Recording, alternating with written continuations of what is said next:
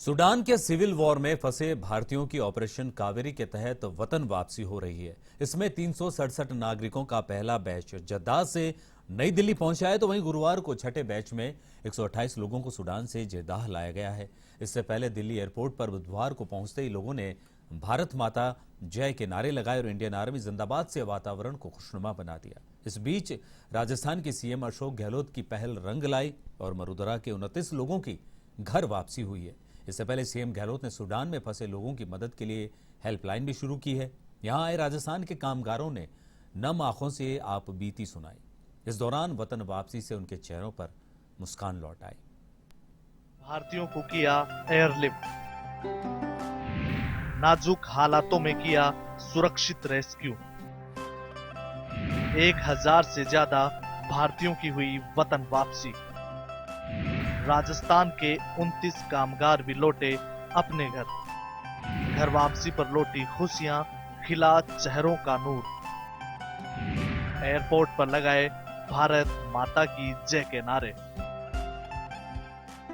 Sudan से दिल्ली लौटे भारतीयों ने जब अपनी आपबीती सुनाई तो सभी की आंखें घर लौटने की खुशी से नम हो गई। इससे पहले सूडान के युद्ध के नाजुक हालात को देखकर उनके चेहरों का नूर गायब रहा, लेकिन जब ऑपरेशन कावेरी से वतन वापसी की खबर मिली तो सबके चेहरे पर मुस्कान लौट आई।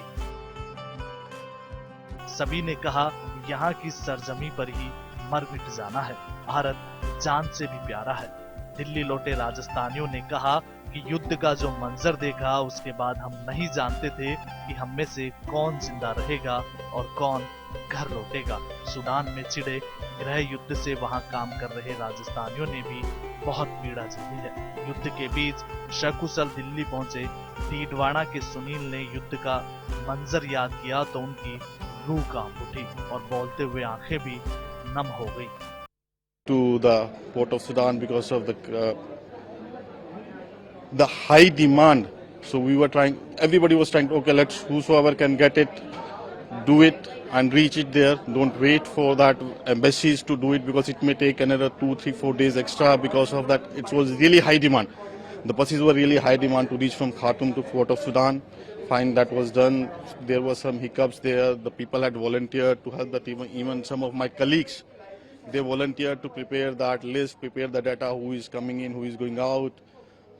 Finally, we were airlifted using our own Air Force. बिजली, खाना कुछ भी नहीं था, but with the help of embassy, वहाँ पे ना ग्राउंड सिचुएशन नहीं थी, एम्बेसी इतनी जल्दी इवैक्यूएशन प्लान नहीं कर पा रहा था, बट उनकी हेल्प से कुछ हम लोगों ने कंट्रीब्यूट किया और हम खुद अपनी बस में 40 लोगों को लेके गए थे पोर्ट सूडान।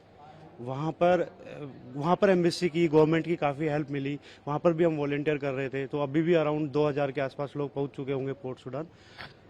पोर्ट सूडान में कंपैरेटिवली सिचुएशन ठीक थी, बट हाँ अभी काफ़ी लोग पहुंच चुके हैं, बट खार्तूम में तो अभी भी वैसी ही सिचुएशन है। और मेरा 14 का फ्लाइट था इवनिंग का, बट समहाउ बिजनेस के लिए एक्सटेंड किया और 15 मॉर्निंग से बॉम्बार्डिंग कंटिन्यू स्टार्ट हो गई।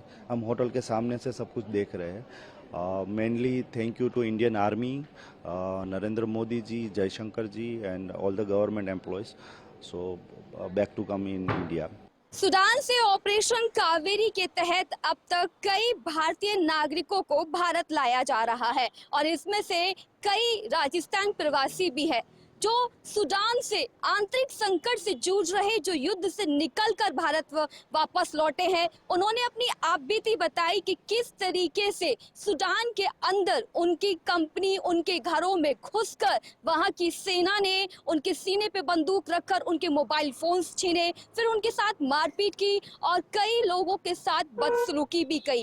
वो दर्द, वो उनकी आंखों से जिस तरीके से झलक रहा था, उनकी मुंह जुबानी सुनकर काफी सूडान की तस्वीरें जो है, किस हद तक तस्वीरें जो जिस तरीके से उन्होंने बयां की, वो कोई भी अभी नहीं समझ सकता है। इससे पहले सूडान में फंसे लोगों ने वहां से निकलने के लिए छिपते छिपाते भारतीय दूतावास से संपर्क किया और भारत भेजने की गुहार लगाई। दूतावास के अधिकारियों ने धैर्य बनाए रखने और सकुशल देश भेजने का वादा किया। इसी कड़ी में केंद्र सरकार के ऑपरेशन कावेरी के साथ राजस्थान के मुख्यमंत्री अशोक गहलोत की पहल भी रंग लाई। सीएम गहलोत ने निर्देश दिए कि सूडान में फंसे राजस्थानियों को सरकारी खर्च पर घर लाया जाए। उनकी सकुशल वतन वापसी के लिए सभी इंतजाम सरकार ने किए। वतन वापसी के लिए राजस्थान मुख्य आवासीय आयुक्त शुभ्रा सिंह और राजस्थान फाउंडेशन के आयुक्त धीरज श्रीवास्तव को जिम्मेदारी सौंपी गई। दिल्ली के इंदिरा गांधी इंटरनेशनल एयरपोर्ट पर आए राजस्थानियों का अधिकारियों ने स्वागत किया और सभी को सकुशल घर भेजने के इंतजाम किए। अधिकारियों का कहना है कि ऑपरेशन कावेरी में आगे भी राजस्थानियों की घर वापसी होती रहेगी। एक हमने सारे आरसीज ने जो यहाँ रेजिडेंट कमिश्नर्स हैं उनका एक ग्रुप बन गया है जिसमें एमए से भी एक संपर्क व्यक्ति हमारे साथ हैं और उन्होंने हमें बताया है कि जद्दा से फिर इनको एयरलिफ्ट करके और भारत लेके आना है। और इसमें से हमें ऐसा बताया गया है कि लगभग 60 व्यक्ति जो हैं वो राजस्थान के हैं और हमने सीएमओ से भी बात कर ली है और जिस प्रकार हमने यूक्रेन की स्थिति के समय अपने जो प्रवासी राजस्थानी भाई बंधु थे उनके लिए व्यवस्था की थी, इसी प्रकार से हम ये ऑपरेशन कावेरी के तहत भी जो भी व्यक्ति वहाँ से आएंगे उनके लिए यहाँ पे समुचित व्यवस्था की जाएगी। एयरपोर्ट्स पे उनको रिसीव करना, उनका फिर आगे राजस्थान में जिस भी ज़िले में वो रहते हैं वहाँ तक उनको पहुँचाना, उनका देखरेख करना। सूडान में हालात बहुत नाजुक है। वहाँ अभी भी 3,500 से ज्यादा भारतीय और 1,000 से ज्यादा भारतीय मूल के लोग फंसे हुए हैं। भारतीयों को वहां से सुरक्षित निकालने की पूरी कोशिशें लगातार जारी है और भारतीयों की वतन वापसी के लिए ऑपरेशन कावेरी भी बिना रुके चल रहा है। इसके जरिए सभी फंसे भारतीयों की घर वापसी हो रही है। इस कड़ी में वहां से अब तक 1,000 से ज्यादा भारतीय समुद्री और हवाई रास्ते से सऊदी अरब लाए गए और फिर भारतीय जेद्दा से नई दिल्ली पहुंचे हैं। बाकी सभी लोगों को भी अलग अलग बेच में जल्द भारत लाने की कोशिश में सरकार जुटी हुई है। राजस्थान सरकार की तरफ से पहल की गई है कि जो सूडान से फंसे हुए यात्री भारत वापस लौट रहे हैं उन सभी राजस्थान प्रवासियों की जिम्मेदारी और पूरा खर्च राजस्थान सरकार उठा रही है।